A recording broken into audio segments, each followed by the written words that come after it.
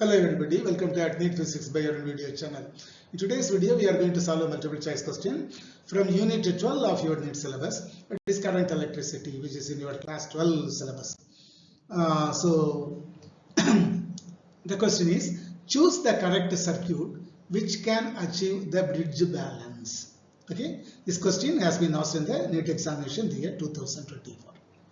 So these are all the four circuits. In all the four circuits, they look like Wheatstone's bridge, is it not? So the condition for balance of Wheatstone's bridge is P by Q is equal to R by S.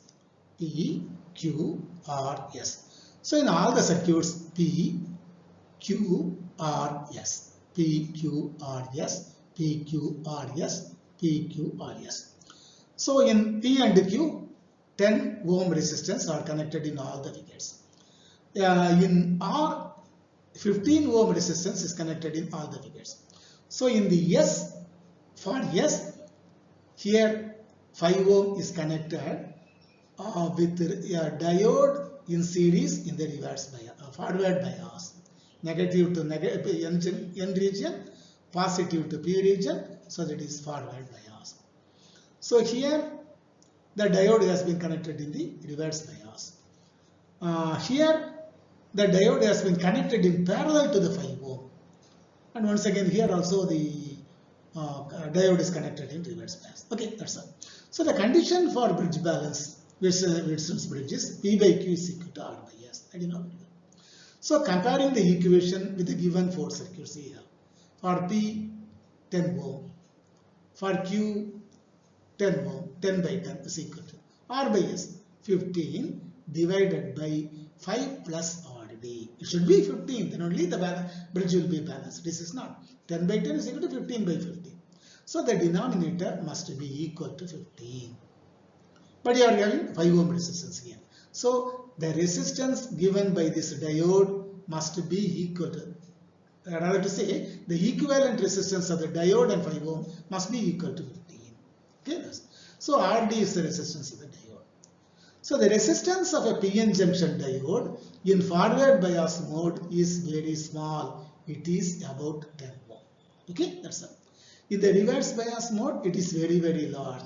In the chapter 10 of your syllabus, class 12 syllabus, electronics and communication, you might have come across PN junction diode. You know very well the characteristics of PN junction diode. The forward bias resistance is very small and the reverse bias resistance is very large, 1 mega. Okay, so in that sense, definitely for the bridge balance, to achieve the bridge balance, the diode must be connected in series in the forward bias mode, which is right in your figure 1 only. So you should not be connected in reverse bias, only you should be connected in forward bias. Not only that, it should be connected in series, not in parallel. What happens to the circuit when it is connected in parallel, sir? It has been given as a note. In figure 3, the diode is connected in parallel to 5 ohms. In this case, the equivalent resistance Rp is equal to 1 by R2, R1 R2 by R1 plus R2. So 5 into RD by 2 by 5 plus RD. In that case, it will be less than 5 ohm. That overall resistance in the for S will be less than. If it is less than 5, 15 by less than 5, definitely the bridge will not. 10 by 10 is equal to 15 by 5 means it is 3. It is not equal. The bridge will not be balanced. Is it not? So only option 1, the circuit which has been given in figure 1 can achieve bridge balance.